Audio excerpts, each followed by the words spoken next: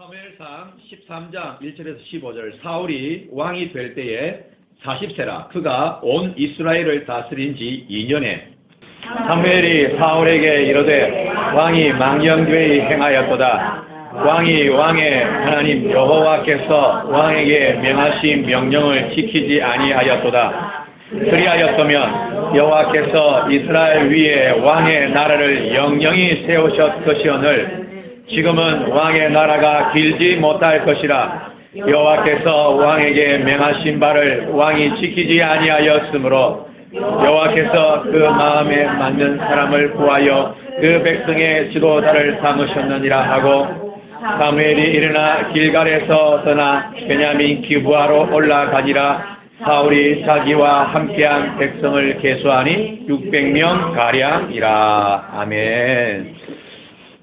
자, 오늘 우리에게 주신 하나님의 말씀의 제목은 무엇으로 인정받으며 살고 있습니까? 라는 말씀의 제목입니다. 따라합시다. 무엇으로 인정받고 살고 있습니까? 무엇으로 인정받고 살고 있습니까? 우리 앞뒤 옆으로 인사하는데 이렇게 인사합니다. 하나님께 인정받는 것이 힘입니다. 인사합시다. 시작.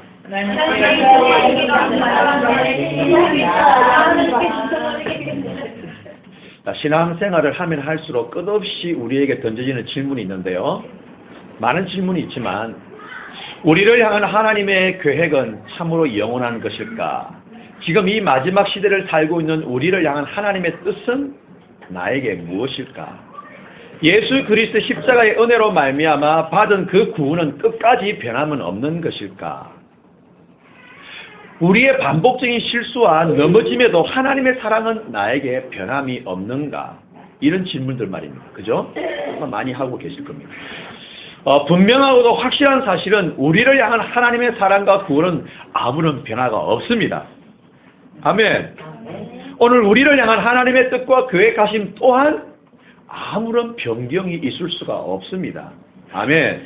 그래서 이사야 41장 9절 말씀에도 내가 너를 택하여 실어버리지 아니한다고 분명히 말했습니다. 이사야 43장 1절에서도 분명히 말씀하고 있습니다. 야곱아 너를 창조하신 여호와께서 이제 말씀하시느니라. 이스라엘아 너를 조성하신 자가 이제 말씀하시느니라. 내가 너를 지명하여 불렀나니 너는 내 것이라. 두려워하지 말라. 놀라지 말라. 분명히 말씀했습니다. 오늘 우리가 예배에 참여하는 그 순간, 우리가 예배자로 오는 그 순간 하나님이 불렀습니다. 아멘. 하나님이 택했습니다. 물론 어떤 사람에 의해서, 누군가에 의해서, 환경의 어려움을 통해서, 내 영혼의 가람을 통해서 왔지만 그 모든 초청은 하나님이십니다. 그러면 하나님 책임진단 말입니다. 아멘. 에베소서 1장 4절 5절에도 창세 전에 그리스도 안에서 우리를 이미 택했다라고 말씀하시고 그 기쁘신 뜻대로 우리를 예정했다라고 말을 합니다. 마태복음 12장 20절에는 상한 갈대를 꺾지 아니하고 꺼지가 않은 심지를 말하지 않는다? 끄트리지 않는다. 네.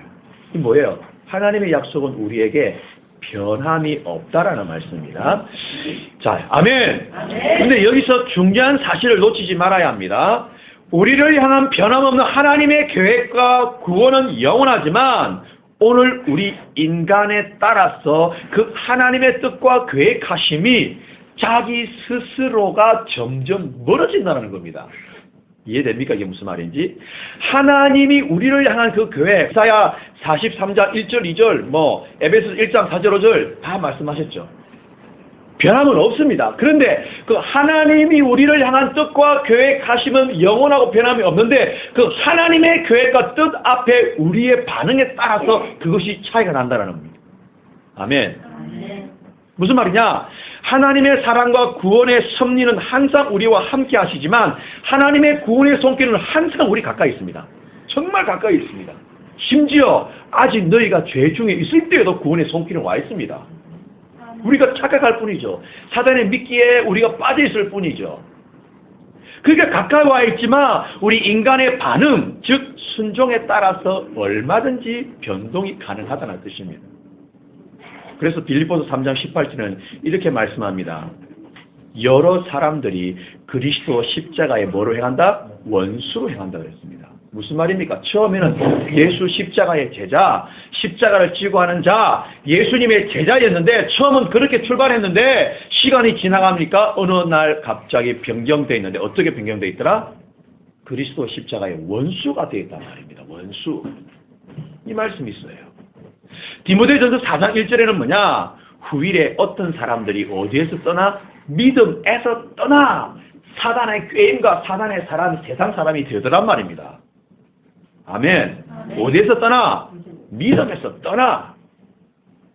빌립보서 2장 12절 말씀에 두렵고 떨림으로 뭘 이루라?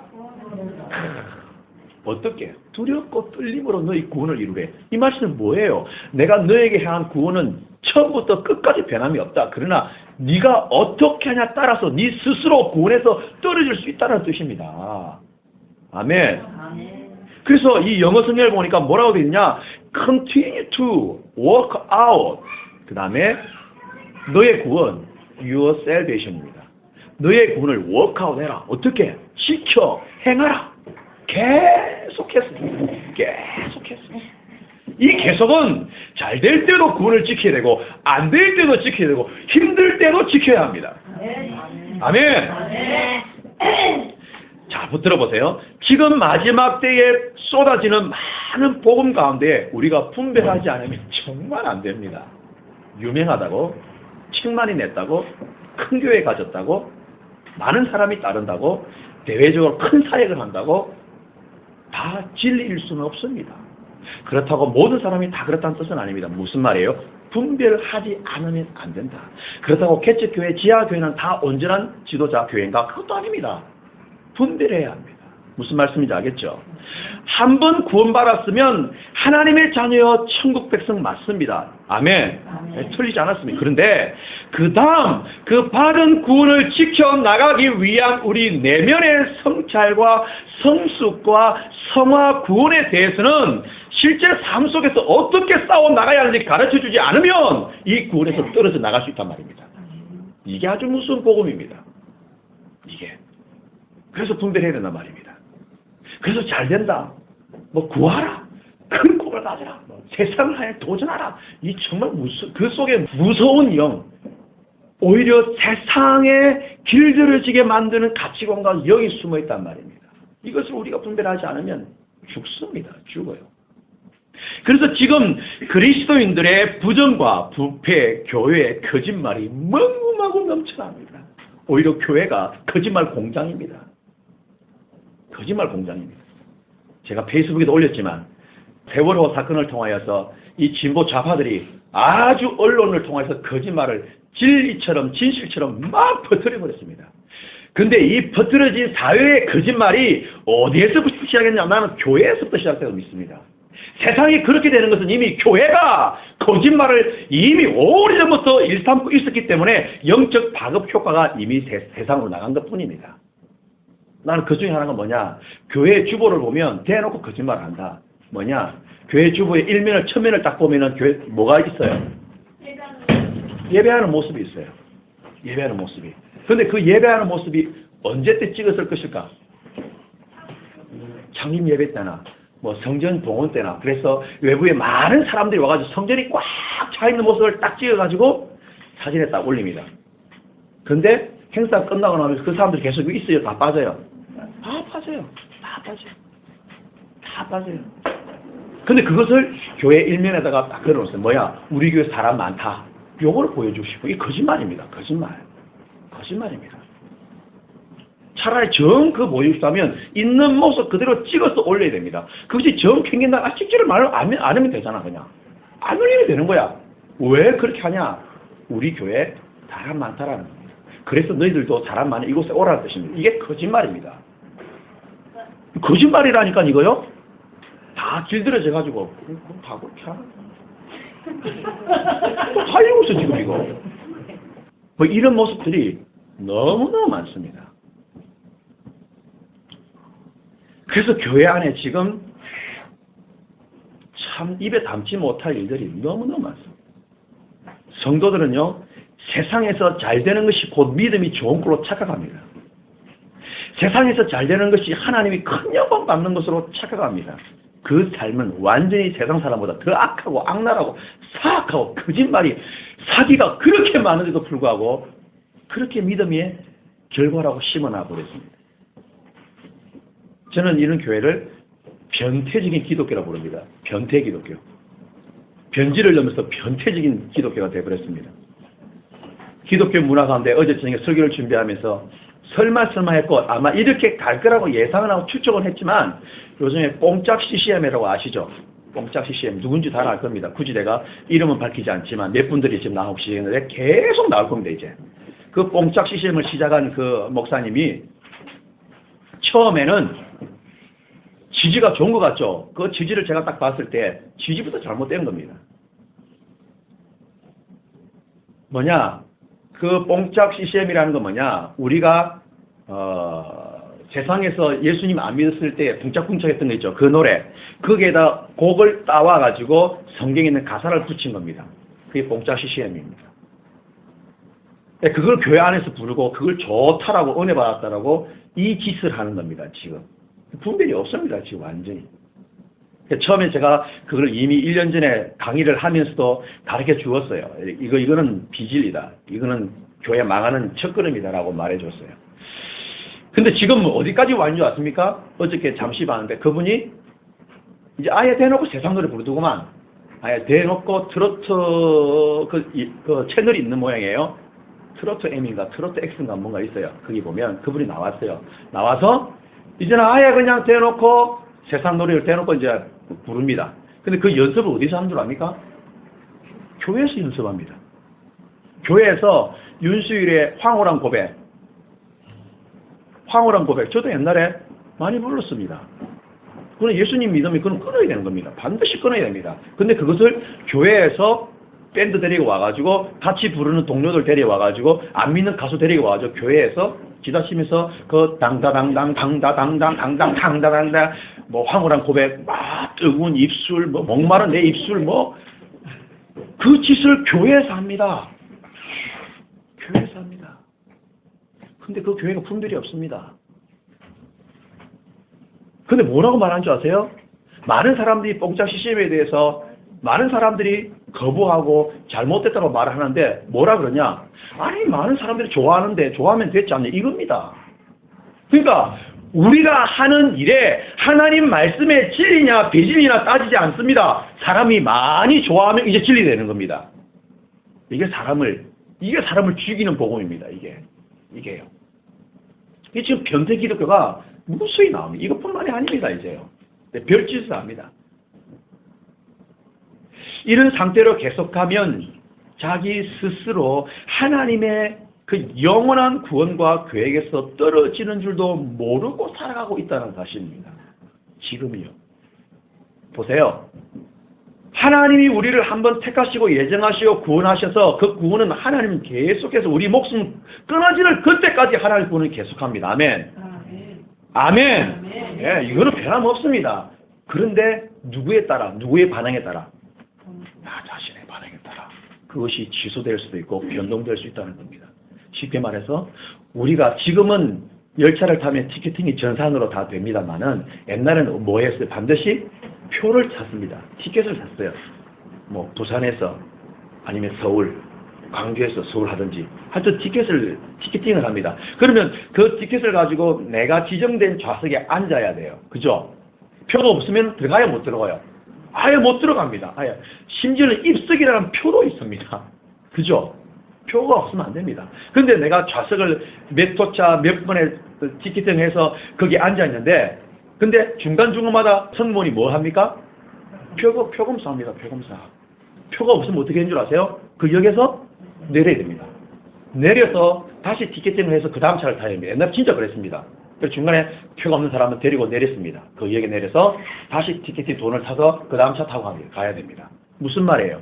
구원의 티켓은 하나님 우리에게 주셨지만 그 간수하는 것은 누구 책임입니까? 우리 책임입니다. 내 책임입니다. 내 책임. 그렇게 믿음 좋다라고 하는 그 교회의 중직들이요 자살합니다. 자살합니다. 서울에 아주 유명한 교회 부산 WCC 총회를 이끌었던 그 교회의 재정 장로님이 자살해 죽었습니다. 근데 교회가 거짓말합니다. 심장마비로 죽었다 거짓말합니다. 세상은 다 알고 있는데 하나님이 왜 그런 줄 아십니까? 그 사건을 통해서 그 교회 회개하라는 뜻입니다. 돌이키라는 뜻입니다. 그러면 솔직하게 고백하고 이제는 돌이켜야 합니다. 회개해야 됩니다. 근데 그렇게 하지 않습니다. 한 번 변질되면요, 그 거짓말을요, 거짓말합니다. 거짓말에 거짓말, 거짓말에 거짓말, 계속 거짓말을 포장합니다. 이것은 정말 힘듭니다. 이런 상태까지 가버립니다. 그래서 우리 교회 하는 게 뭡니까? 하나님 진실하다는 거예요. 신실하고 정직하다라는 거예요. 그러면요, 큰 것을 추구하면요, 정직하게 못 살더라고요. 세상에 큰 꿈을 가지면요, 거짓말도 밥 먹듯이 해야 합니다. 그래서 큰 꿈을 갖지 말라는 거예요. 나에게 주어진 대로, 하나님의 이끄신 대로, 그 속에서 그냥 한 걸음 주님 앞에 동행하는 거예요. 할렐루야! 심지어는 어디까지 변질되는 줄 아세요? 저 실제 들었습니다. 기도원 하시는 원장 목사님이 죽을 때에 대해서 뭘 한 줄 아세요? 야, 내가 죽으면 이거 지옥 가면 어떡하지? 이런 소리를 합니다. 이런 소리를 한다니까요, 이게. 이게 남 일이 아니고 남의 교회 얘기 아닙니다, 이게. 우리라고 안전한 게 아니란 말입니다. 그럼 도대체 오늘 우리를 향한 하나님의 계획은 무엇일까입니다. 결론부터 말씀드리면 하나님만 바라보며 하나님과 동행하는 것이 하나님의 뜻입니다. 뭐 큰 거 우리 기대하지 마세요. 세상적으로 하나님 나를 향한 계획, 큰 거, 주여, 대박 터져가지고 돈보따리 들고 다니는 거, 그리고 나눠주는 거, 그 꿈 꾸지 마세요. 그 개꿈입니다. 그 개꿈. 그 영적인 꿈 아닙니다. 시대를 분별하면 절대 그것은 영적인 꿈 아닙니다. 아니에요. 나 죽일 수 있어요. 그게요. 그리스도인들을 향한 하나님의 뜻은 오직 하나님만 바라보고 그분과 함께 동행하는 것. 이게 하나님이 우리를 향한 계획이고 뜻입니다. 그것은 영원합니다. 영혼을 깨뜨리는 것은 나 자신입니다. 여러분 자신이 그 하나님이 우리를 향한 영원한 계획을 나 자신이 갉아먹는 것이 우리의 문제일 뿐입니다. 오늘 우리가 읽었던 말씀은요, 잘 알다시피 사울이 왕이 된 지 2년 만에 전쟁을 치릅니다. 그런데 이 전쟁은 하나님이 시킨 것도 아니고 블레셋이 먼저 쳐들어온 것도 아니고 사울 자기 자신이 선제 공격한 전쟁이었습니다. 이미 첫 출발부터 잘못됐습니다. 이미 사울 왕이. 그래서 군사를 3,000명만 거느리고 블레셋을 공격했는데 그 블레셋이 가만히 있습니까? 우와, 오주를 보십시오. 3,000명 군사로 시작했던 그 전쟁이 맞불이 붙었는데 세상에 블레셋의 병거가 얼마? 3만, 마병이 얼마? 6천, 군사는 해변에 모래 같더라. 못 싸우지 뭐. 기절초풍하는 거지. 하나님이 시작하라 했으면 그나마 하나님 한 붙들어 볼 건데 자기 의를 나타내고 싶어서 시작했던 전쟁이었기 때문에 꼼짝없이 완전히 초죽음 앞에 놓인 겁니다. 지금 이 상태가. 그래서 심지어는 6절과 7절을 보면요, 자기와 함께했던 그 군사들의 백성들이 어떻게 합니까? 너무 위급하고 절박해서 굴과 수풀과 바위틈과 엄밀한 곳과 웅덩이에 숨습니다. 웅덩이에. 그 웅덩이 어떤 웅덩이인지 모르겠어. 그냥 작은 이런 연못 같은 데 잠수를 했단 말인가. 이거 진짜 이게 무슨 말이에요? 너무 다급했던 거예요. 너무 다급해가지고 막 도망가다 막 숨었는데 그게 웅덩이였던 거야. 심지어는 남의 땅까지 요단강을 건너서 남의 땅 길라까지 도망갑니다. 이게 여러분 이게요, 지금 보통 문제가 아니에요. 그러니까 지금 해변에 모래 갖고 병거가 3만이래. 3만. 당시에 이스라엘 군대의 그 무기는요, 사울과 요나단만 칼과 창이 있어. 그 나머지는 농기구 들고 왔어. 농기구. 농기구든 그 군사가 세상에 얼마? 3,000명이야. 말이 돼, 이게? 싸우면 안 되죠. 그러니까 백성들은 기겁할 수밖에 없는 거예요. 근데 그런 상황 속에서 너무 다급해진 이 사울 왕이 그만 뭘 합니까? 8절, 9절, 10절에 번제를 드려버립니다. 제사를 드립니다. 지금 말하면 하나님께 예배를, 지금 또다시 깊이 말하면 하나님의 응답을 구하는 예배를 드려버립니다. 그런데 사실 그 하나님께 드리는 제사, 번제, 예배는 사실 누가 와야 되는 거예요? 제사장 사무엘이 와야 되는 거예요. 그 사무엘이 와서 하나님의 임재와 하나님의 명령에 따라 전쟁을 계속할지 말지 도망갈지 싸울지 뭐 이런 것을 하나님의 예배를 통해서 나오는 겁니다. 그런데 이 사울이 너무 다급한 나머지 그러니까 지금 상황이 초죽음 앞에 왔단 말이에요. 완전 사면이 꽉 막혔어요. 근데 그 속에서 이 사울 왕이 그만 그 며칠을 기다려야 되는 거예요? 7일. 일주일을 기다려야 되는데 그 일주일을 채 몇 시간 못 남겨두고 그만 제사를 자기 스스로 집행해서 드려버리고 맙니다. 그때에 사무엘이 와서 이 사울 왕에게 뭐라고 말합니까? 왕이 지금 행한 것은 망령된 것입니다. 왜 하나님의 명령을 어기고 당신 마음대로 망령된 짓을 합니까? 이제 하나님이 당신을 떠나서 당신의 나라를 이제 멸하실 겁니다. 이렇게 말해버립니다. 우리가 이 가만히 보면요. 야, 하나님 진짜 야박하다. 어쩜 그럴 수 있나라고 말할 수 있습니다. 그러나 내면을 깊이 보면 그럴 수밖에 없는 이 사울 왕의 약점이 나옵니다. 자, 우리 13, 14절 한번 읽어봅시다. 13, 14절 13, 14절 시작. 사무엘이 사울에게 이르되 왕이 망령되이 일어나였도다. 왕의 하나님 여호와께서 왕에게 명하신 명령을 지키지 아니하였도다. 그리하였더니 여호와께서 이스라엘에게 왕의 나라를 영원히 없는 것이 없으니 지금은 왕의 나라가 이 못할 것이라 여호와께서 왕에게 명하신 바를 왕이 지키지 아니하였으므로 여호와께서 그 마음에 맞는 사람을 구하여 그 백성의 지도자를 삼으셨느니라 하고. 예. 자, 보세요. 우리는요, 여기에서 사울이 왜 버림을 받았는지 우리가 묻는다면 대부분 뭐라고 나오냐면 하나님 말씀에 순종하지 않고 뭐 했기 때문에 월권 행위했기 때문에 알고 있습니다. 그러니까 왕이면 왕의 일만 해야 되는데 제사장직을 침범했다라는 거예요. 이게 뭐 직권 남용, 뭐 월권 행위 뭐 이렇게 표현을 합니다.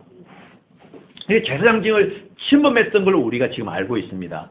굳이 틀리지 않았습니다. 액면 그냥 뭐 문자 그대로 보면 그게 틀린 게 아닙니다. 맞습니다. 그러나 사울이 하나님 말씀에 불순종하고 제사장직을 침범할 수밖에 없었던 그 가장 밑바탕에 깔려있는 이유가 있었습니다. 그게 뭐냐? 그것은 바로 사울 왕은 하나님만을 의지하지 않고 사람을 의지하는 왕이었기 때문이었습니다. 다시 말합니다. 누구를 의지하지 않고 하나님만을, 이 만자가 들어가야 됩니다. only.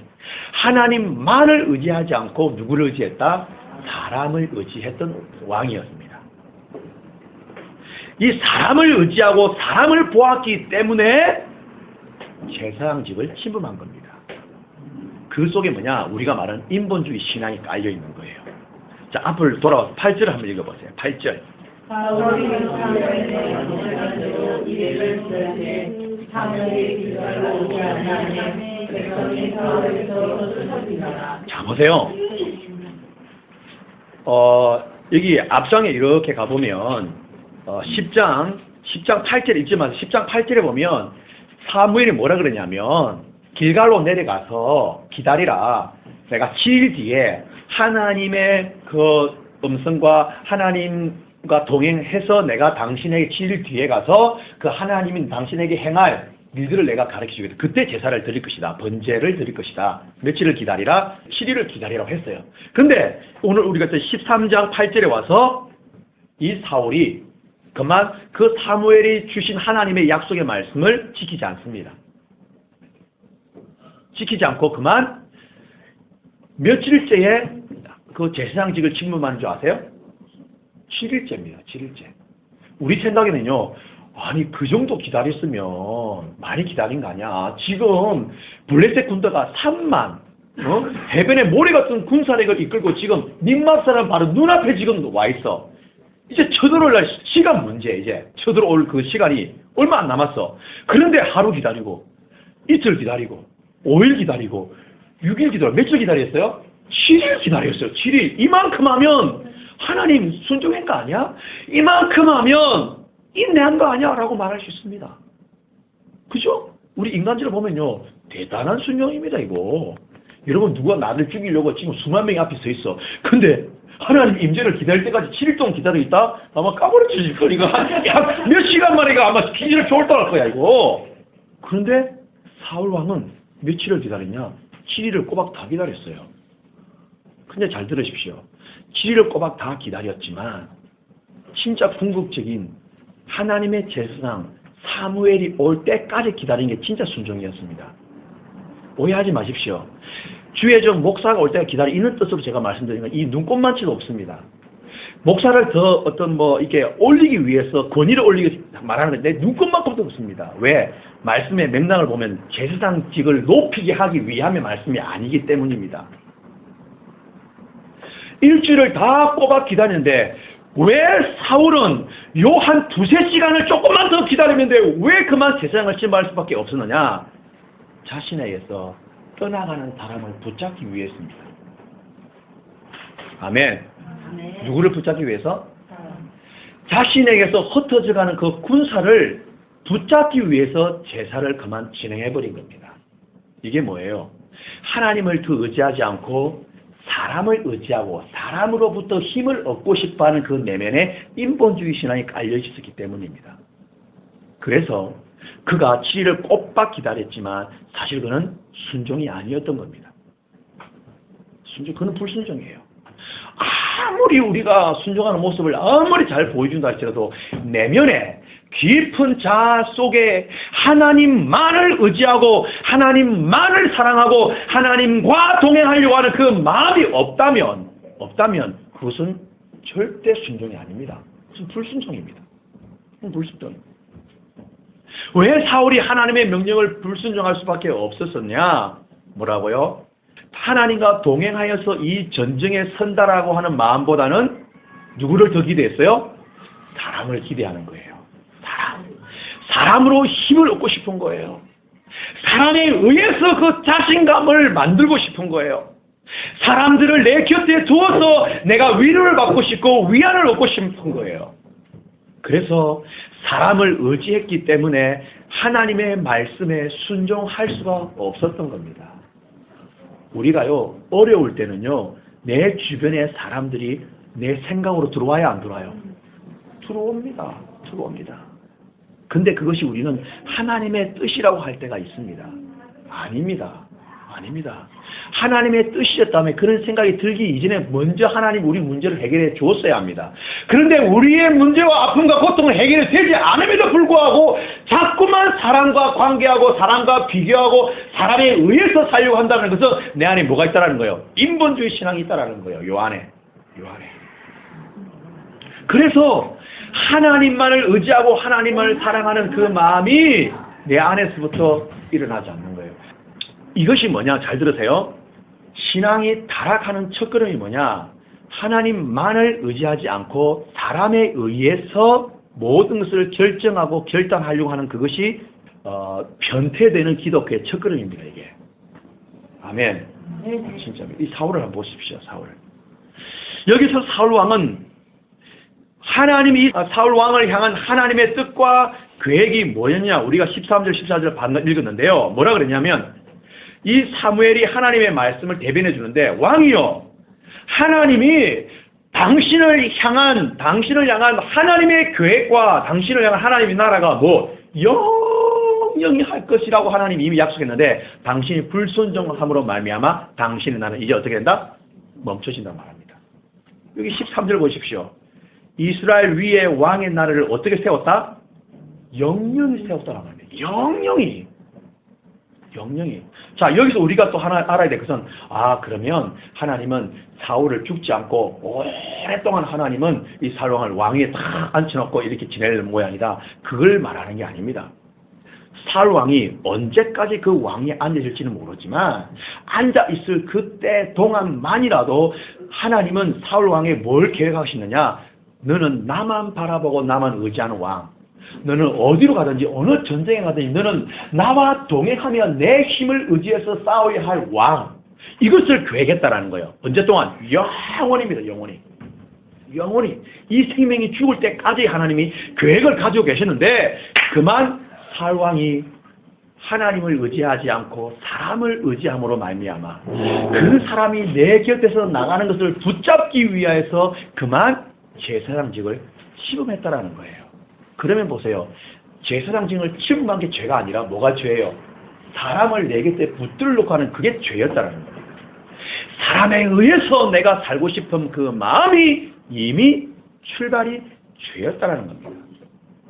하나님은 이 사울 왕과 그의 자녀 대대 후손의 대를 이어서 왕으로 있는 동안에 그 자손들까지라도 하나님만을 의지하고 하나님과 동행하고자 하는 그 후손들이 만들어지기를 영원한 계획을 가지고 계시단 말입니다.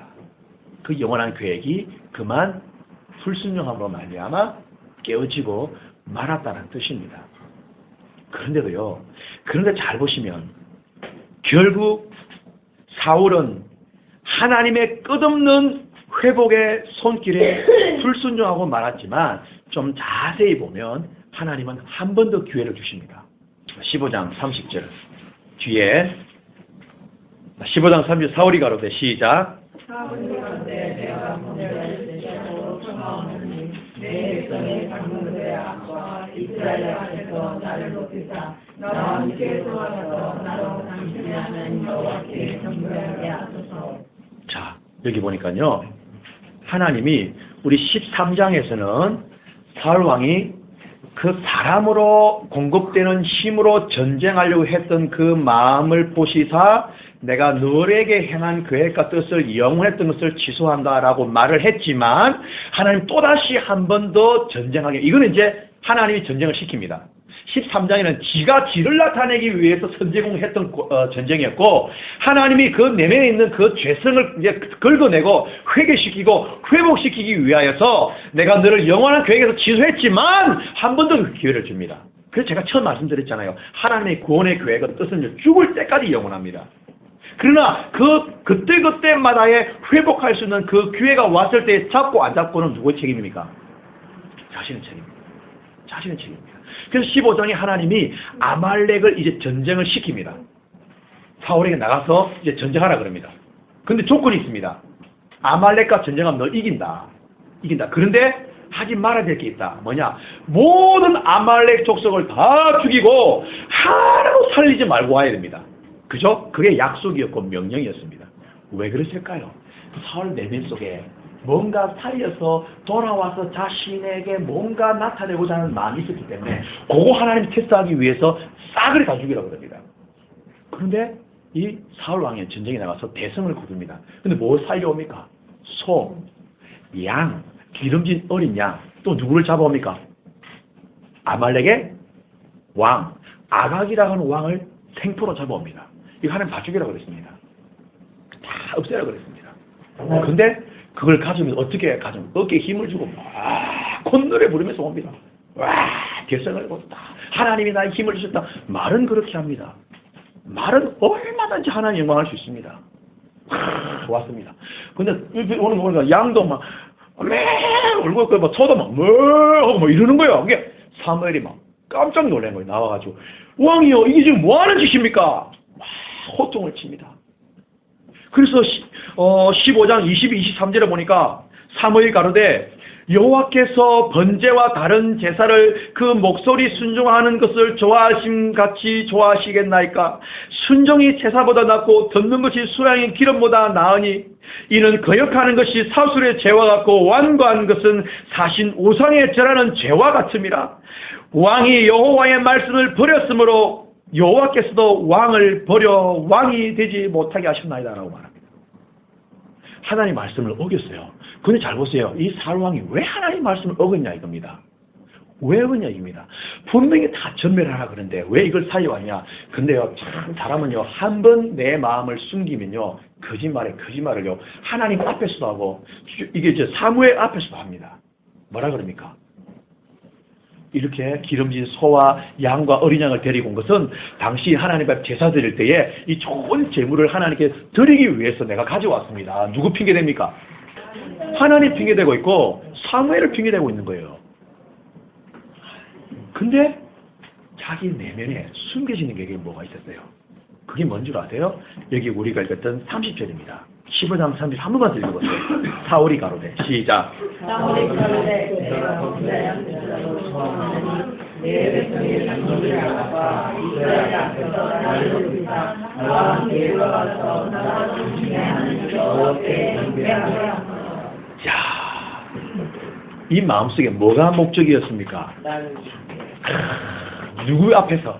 백성들과 장로들 앞에서 자신을 높임받기 위한 그 내면의 사람으로부터 힘을 얻고 싶고 사람의 칭찬으로부터 살고 싶은 사람의 평가로 살고 싶은 내면의 인본주의 신앙이 깔려 있었던 거예요. 세상에 하나님이 사무엘을 통해서 23절에 당신은 지금 범죄한 겁니다. 당신은 지금 우상 앞에 경배한 거와 똑같습니다. 불순종한 게 그렇게 지적하는데 불구하고 뭐냐? 제발 백성들 앞에 내 민망하지 않게 해주세요. 백성들 앞에 창피당하지 않게 해주세요. 그래서 나를 조금만 더 높여주세요. 야, 사람이 이렇게 변합니다. 이렇게 변합니다. 사실 어린 양과 소를 잡아가 왔지만 그것은 다 핑계거리예요. 자, 누구를 잡아왔다고요? 사람을? 아가왕을 잡아왔어요. 아가왕을 왜 잡은 줄 아세요? 당시에 전쟁을 하면요 반드시 왕은 죽이지 않습니다. 생포해 와가지고요 뭘 했느냐? 많은 백성들이 보는 앞에서 장수가 칼을 뽑아서 그 적군의 왕을 팍 목을 치면 백성들이 화나고 확 하는 거예요. 그거 맛보려고 잡아온 거예요. 그거 맛보려고. 그래서 아가왕을 잡아와가지고 그 제사 드릴 때 양을 드리고 소를 드리면서 자기가 칼을 빼가지고 그 아가왕을 죽이고 싶어서 그 현장에서 죽이지 않고 생포로 잡아온 거예요. 그만큼 이 사울왕 마음속에는 하나님만을 의지하는 것보다 뭐가 있었다고요? 사람을 의지하는 게 있었어요.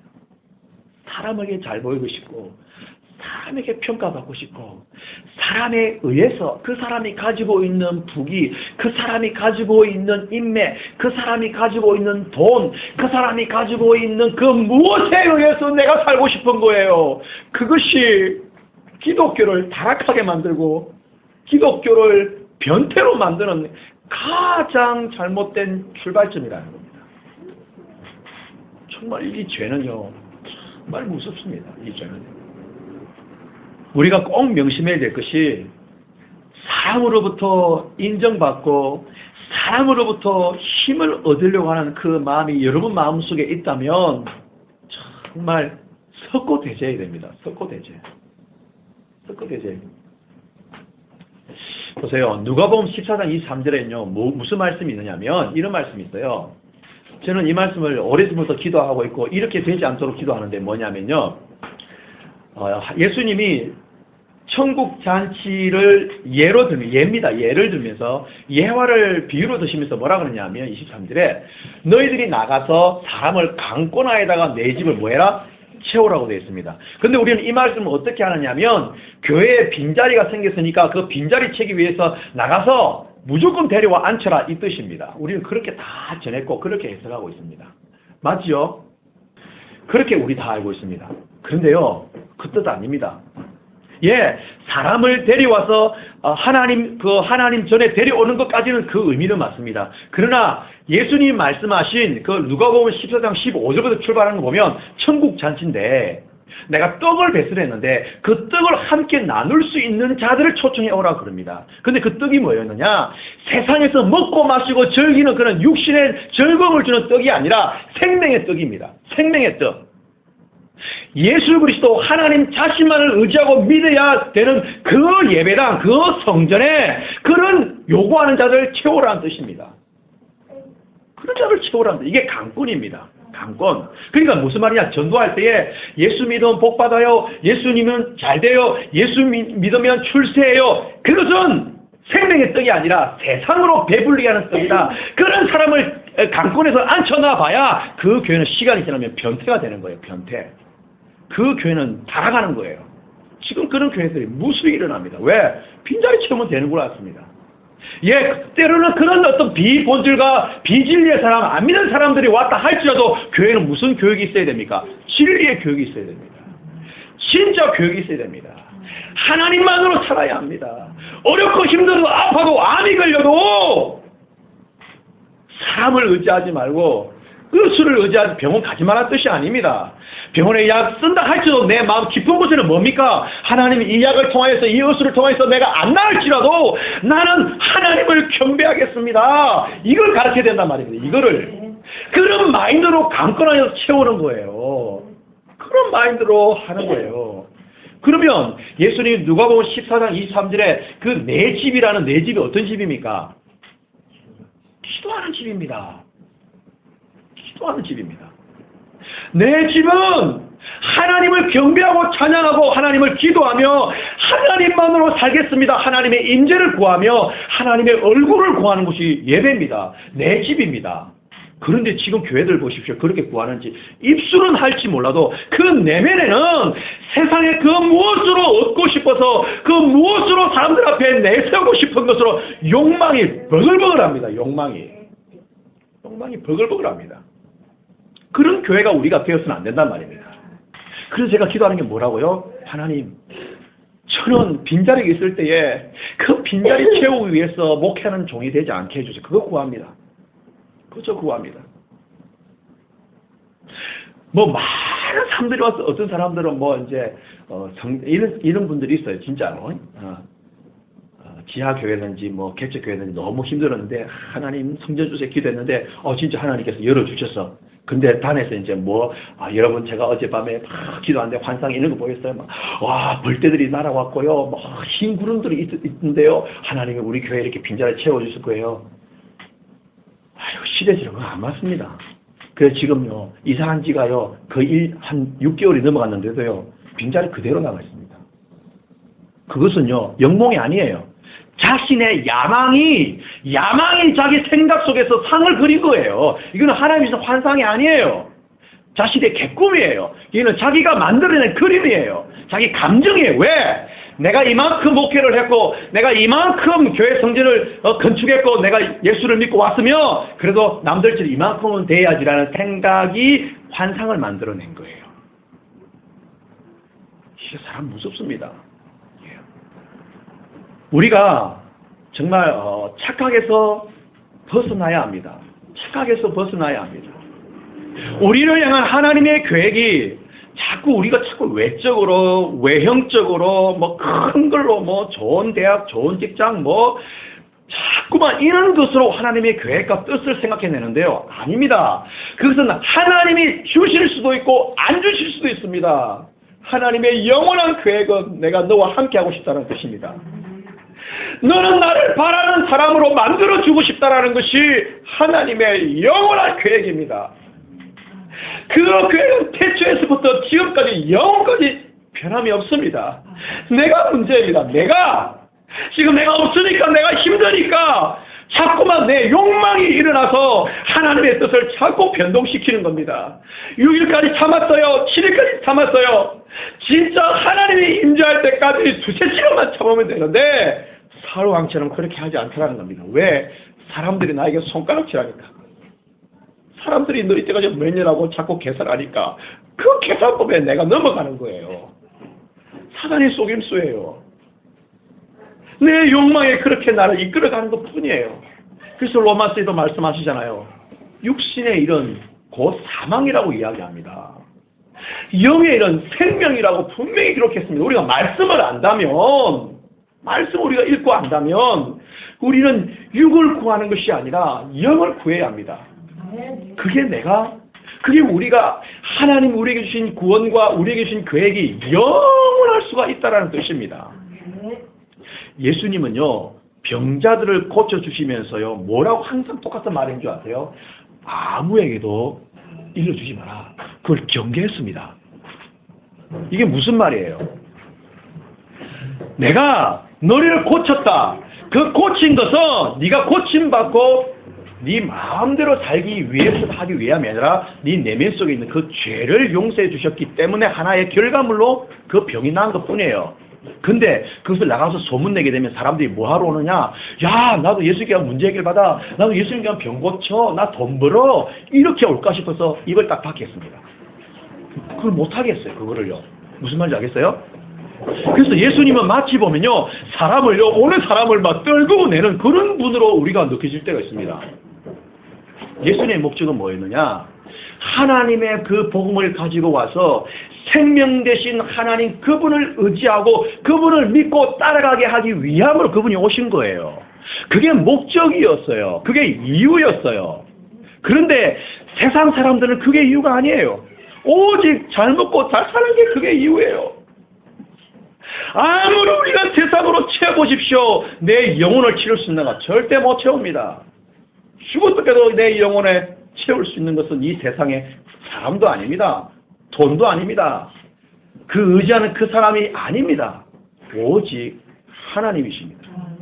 오직 하나님만이 나를 책임지고 내 영혼을 하나님 나라 천국까지 이 땅에 천년 동안 이루어질 그리스도의 나라에 하나님 우리를 이끌어 주신다는 뜻입니다. 그래서 예수님은 사람들이 군중이 몰려면 오히려요, 예수님 도망갔습니다. 도망가서 뭐 했어요? 한적한 곳에 가서 뭐 했어요? 기도했어요. 그분은 하나님과 함께 있기를 더 원했습니다. 그분은 하나님과 동행하는 것이 그분의 목적이었습니다. 많은 사람들이 몰려왔으면 얼마나 힘이 있겠어요. 왜? 정당을 하나 만들어도 돼. 그죠? 그래가지고 안산시장으로 나와도 되는 거야. 내가 죽은 사람 살리고 기적하면 사람들이 내 곁에 올까 안 올까? 여러분들 잘 안 올 수 있겠지만 온단 말이지. 온단 말입니다. 왜? 그 사람에게 뭔가 있거든. 근데 오는 그 사람이 주의 종이 행하는 그 기적을 통해서 하나님을 보면 되는데 지금은 그렇지가 않아요. 이상하게 고차치만 먹고 싹 닦아 도망가 버립니다. 그래서 예수 믿으면 복 받습니다. 예수 믿으면 잘 됩니다. 예수 믿으면 문제 해결 받습니다. 그런 복음을 하면 안 된단 말입니다. 때로는 안 올지라도 그를 위해서 중보기도 해줘야 됩니다. 도구기도 해줘야 됩니다. 하나님, 저 영혼이 하나님을 만나고 하나님과 함께하며 저 내면의 많은 죄성들이 회개되어질 수 있도록 하나님 제발 도와주세요 하고 눈물의 기도가 있어야 한다는 뜻입니다. 그게 진짜 예수 믿는 겁니다. 그런 사람들이 내 집에 강권하에 채워져야 한다는 뜻입니다. 아무나 왔으면 교회가 변질된단 말입니다. 그래서 교회가 욕먹는 거예요. 그래서 교회가 변태라는 소리를 듣는 거예요. 그래서 우리는 그런 교회를 만들지 말자라는 겁니다. 그래서 저는 저에게도 왜 사람인데 그런 생각이 안 들겠어요. 전단 말입니다. 그래서 저는 물리칩니다. 예수님을 떠나가라. 어디 이런 또 호황된 꿈을 갖게 하느냐. 넌 그렇게 기도합니다. 왜? 시대를 아는 종이라면 허무맹랑한 그런 사람 수에 매이게 되면 반드시 자신도 죽고 함께하는 양들도 죽습니다. 저는 그에 책임이 있기 때문에 나도 살고 여러분도 살아야 합니다. 아멘. 그래서 그런 허무맹랑한 꿈에 제가 도취되지 않으려고 오히려 물리치고 회개하는 기도를 한다는 뜻입니다. 혹시나 하나님이 나를 버리시거나 나를 멀리하시거나 나를 떠나지는 않을까, 나를 모른 채 하지는 않을까 하는 두려운 마음이 아직도 있습니까? 그렇다면 그것은 그만큼 내가 사람을 의지하고 있다는 증거입니다. 네? 그만큼 내가 세상에 그 무엇을 의지하며 그것으로 살고 싶은 내 안에 욕망이 있기 때문에 그 하나님의 영원한 그 무엇 계획들이 아직도 두렵고 떨리고 무서운 거예요. 그게요. 그 생각이. 무슨 말이에요? 지금 여러분들이 어디로 인도되어지든지 어디로 가든지 무엇을 하든지 그곳이 하나님이 있는 그곳이기 때문에 그 하나님을 찾으면 하나님이 반드시 우리를 만나 주신다는 말씀입니다. 아멘. 아멘. 잠깐 기도하겠습니다.